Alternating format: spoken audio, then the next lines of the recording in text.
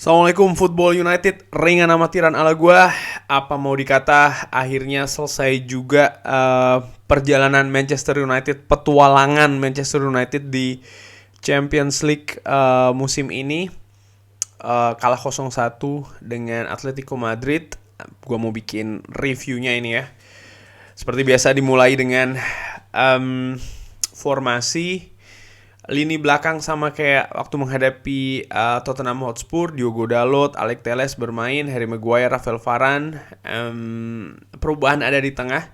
McTominay bermain dengan Fred di pivot, Bruno Fernandes bermain di nomor 10, lalu Elanga yang disimpan ketika menghadapi Spurs dimainkan dari menit awal. Jadon Sancho ada di kiri, Cristiano Ronaldo sebagai ujung tombak.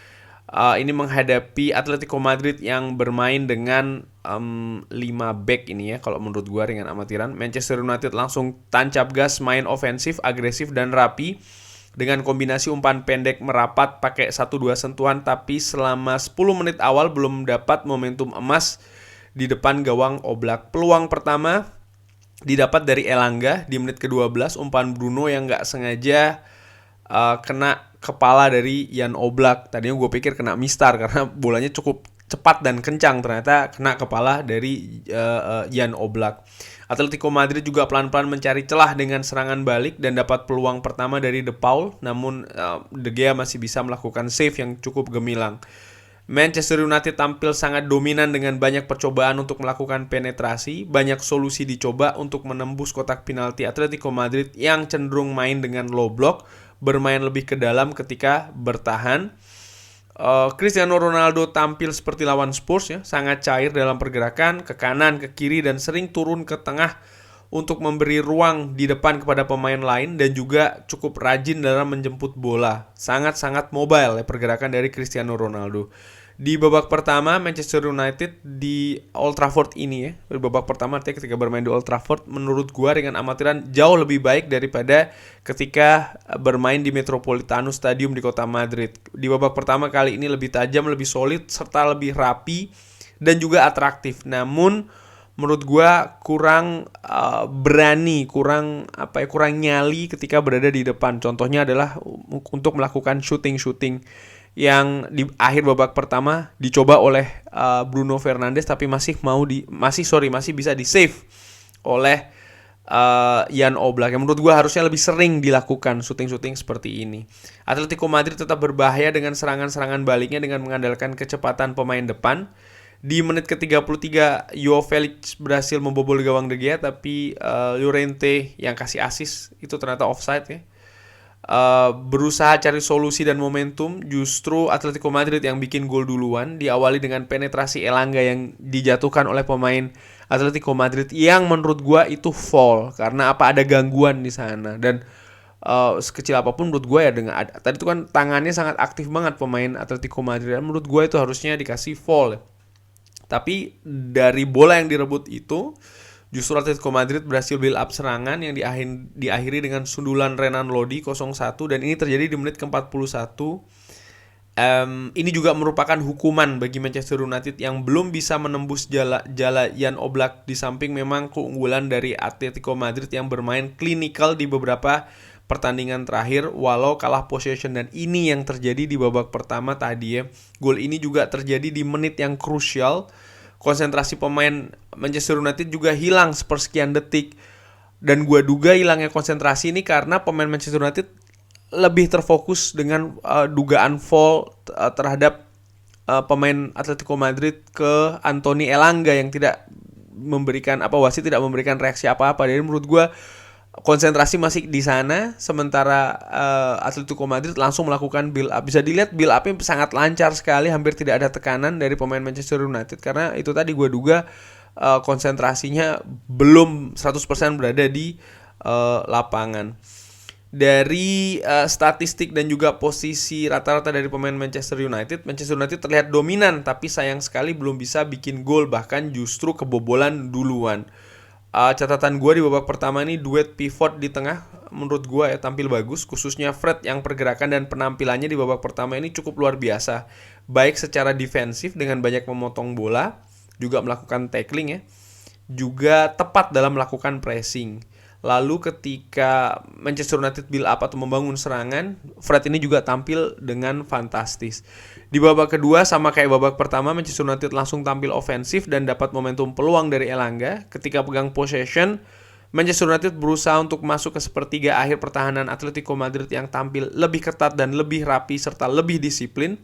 Ini menyulitkan pemain-pemain depan dan tengah Manchester United sehingga bola tampak berputar-putar saja di depan daerah pertahanan Atletico Madrid. Tapi menurut gua ya, dengan amatiran itu adalah cara pemain Manchester United untuk mencari celah dengan menggerakkan bola dari satu sisi ke sisi lain. Dan begitu ada celah, bola langsung diarahkan ke pemain tersebut dengan direct. Keunggulan agregat karena unggul 1-0 kan di babak pertama. Ini membuat Atletico Madrid tampil semakin percaya diri di babak kedua ini, dan ini diperlihatkan dengan kokohnya lini pertahanan di babak kedua dengan menempatkan lebih banyak orang di daerah sendiri. Pun juga ketika melakukan serangan balik, mereka melakukannya dengan transisi yang sangat cepat terutama di lini tengah. Di menit ke-67 ada 3 pergantian di sana. Bruno, Elanga, McTominay diganti oleh Pogba, Rashford dan Matic. Menurut gua ini sebenarnya hanya penyegaran saja karena posisi pemain-pemain tersebut nih sama.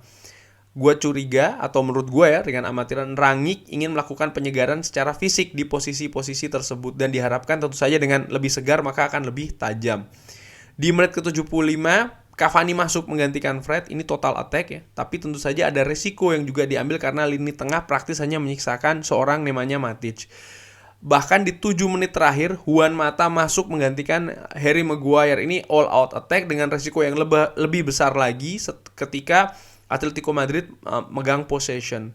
Namun apa daya, match selesai 0-1 untuk Atletico Madrid yang akhirnya berhasil melaju ke 8 besar. Selesai sudah perjalanan Manchester United di Liga Champions musim ini. Dan menurut gue bukan ada kemungkinan, besar kemungkinan ya ini juga terjadi di tahun depan ya. Artinya tidak ada perjalanan Manchester United atau petualangan Manchester United di Liga Champions. Catatan gua secara keseluruhan pertandingan ini, walau tampil mendominasi, tampil agresif, tapi Manchester United kesulitan untuk menembus pertahanan ketat dari Atletico Madrid. Momentum terbaik menurut gua nih sebenarnya ada di 15-20 menit awal di babak pertama, di mana Manchester United juga punya kesempatan sebenarnya. Penetrasi berhasil masuk ke sepertiga akhir dari pertahanan Atletico Madrid, tapi pemain Manchester United utamanya pemain depan tidak mampu memaksimalkan momentum tersebut untuk jadi peluang atau bahkan jadi gol. Semakin bertambah menit dan ketika Atletico Madrid juga berhasil mengamankan gawangnya dari gol, ini justru membuat Atletico Madrid semakin percaya diri. Itu tadi ya, ya mereka semakin percaya diri karena terbukti Manchester United tidak mampu menembus gawangnya. Dan gol di di babak pertama, di menit-menit akhir babak pertama ini menurut gua semakin memudahkan lagi bagi Atletico Madrid di babak kedua. Mereka lebih pede lagi dan mereka lebih bisa bertahan lebih dalam lagi. Permainan Atletico Madrid di babak kedua ini betul-betul menyulitkan pemain Manchester United untuk menembus pertahanannya ya, sepertiga akhir kotak penalti bahkan, sehingga bola seakan-akan berputar saja di lini tengah atau di depan pertahanan dari Atletico Madrid, dan Manchester United seperti tidak menemukan solusi dan buntu di depan. Ada sedikit momentum memang ya yang sesekali terjadi, namun Jan Oblak tampil cukup bagus dan juga solid di belakang. Tapi tetap menurut gua pemain depan kurang berani, kurang bernyali, kurang lebih seperti kayak tidak menemukan solusi. Artinya solusi itu kan bisa juga ya mencoba shooting jarak jauh yang gue lihat tadi sempat dilakukan oleh Diogo Dalot, dan gue sempat berpikir kenapa ini tidak lebih sering dilakukan. Oke, karena pemain Atletico Madrid banyak menumpuk di kotak penalti mereka sendiri dan kita cukup kesulitan. Atletico Madrid juga menjaga cukup ketat sisi-sisi sayapnya sehingga kemungkinan pemain Manchester United untuk melakukan crossing juga kecil. Dan ketika crossing pun berhasil dengan keunggulan jumlah pemain di kotak penalti, mereka ya cenderung relatif mudah mengantisipasi crossing tersebut. Gue berpikir, oke, kalau seandainya melakukan dribbling agak kesulitan karena pemain cukup banyak ya, pemain Atletico Madrid cukup banyak di daerahnya sendiri, ya kenapa tidak coba shooting jarak jauh? Itu sih sebenarnya ringan amatiran ala gue Ya, babak pertama sudah dilakukan oleh Bruno Fernandes di akhir babak pertama, dan tadi pun juga sempat dilakukan oleh Diogo Dalot. Kenapa ini tidak lebih sering dilakukan? Artinya ini kan juga bisa lebih menambah rasa percaya diri kalau ketika ada bola yang berhasil menghujam gawang dari Jan Oblak dari jarak jauh. Ini tidak dilakukan, menurut gue cukup disayangkan. Dengan kekalahan ini yang gue khawatirkan adalah mental dari beberapa individu di Manchester United ya. Utamanya pemain-pemain yang menginginkan supaya musim depan tampil di Champions League. Kenapa? Karena praktis peluangnya akan semakin kecil lagi, bahkan hampir sirna peluang untuk bisa tampil di Champions League musim depan. Dan pemain pemain tersebut ya, gue gak ngomong siapa, tapi ada kemungkinan pastinya akan berpikiran, ya sudah sekarang saatnya untuk konsentrasi, bukan lagi di Manchester United, tapi konsentrasi untuk mencari tim yang bisa menggait mereka di musim panas nanti. Jadi konsentrasinya sudah tidak di lapangan lagi, sudah bukan di klub lagi. Dan ini menurut gue yang gue khawatirkan. Karena apa? Individu-individu ini ya, mentalitas dari individu-individu ini bisa saja mempengaruhi mentalitas tim secara kolektif, secara keseluruhan. Dan dengan kemungkinan mental yang drop secara tim ya, maka bisa jadi pertandingan-pertandingan selanjutnya di liga akan jadi terancam, akan jadi berat karena keadaan tim sedang tidak bagus. Dan ini yang sebenarnya yang juga gue sebutkan di preview, yang gue khawatirkan dengan kalau seandainya Manchester United tidak bisa lolos, momentumnya ya semakin tipis kalau menurut gue. Sekarang secara realistis gue tidak tahu seperti apa Manchester United akan berakhir musim ini. Sudah tidak ada trofi sama sekali. Bahkan posisi keempat pun juga kemungkinan besar sekali tidak akan diraih. Dan kalaupun kita tidak bisa tampil di Champions League musim depan, ini akan banyak sekali pengaruhnya. Dan seperti yang gue bilang, salah satu pengaruh besarnya adalah bukan saja pemain akan mungkin banyak yang hengkang ya, tapi juga untuk menarik pemain-pemain bintang untuk memperkuat tim. Ini juga kemungkinan akan semakin sedikit. Kalaupun terjadi, bukan tidak mungkin harganya akan mahal.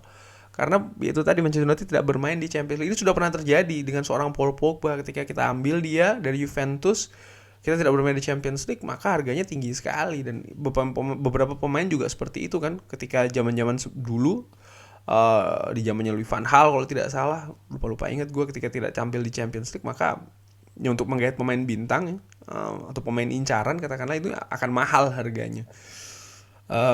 Dan tentu saja kalau seandainya bilang sudah, yang penting kita pakai pemain akademi, ya pemain akademi apakah bisa membuat kita bersaing dengan tim-tim lain di Liga Inggris?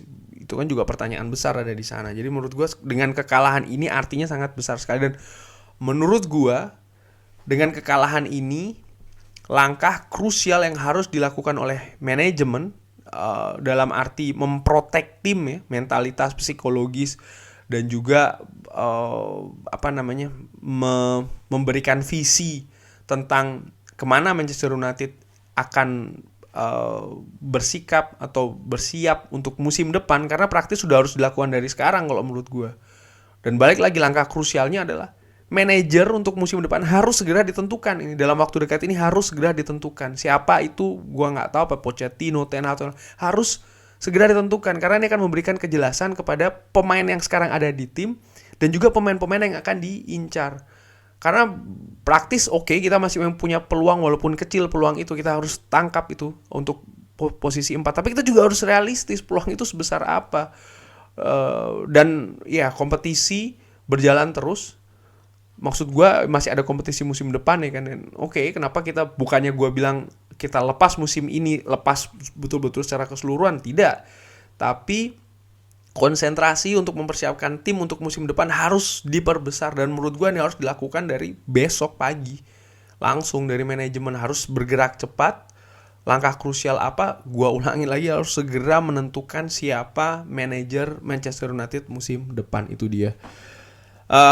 Gua tutup, secara keseluruhan ini menunjukkan kalau inkonsistensi Manchester United masih berlanjut. Sekian, kalau ada pendapat lain, komentar lain soal pertandingan, bisa drop di kolom komen. Jangan lupa like, subscribe, dan juga sholat. Wassalamualaikum warahmatullahi wabarakatuh.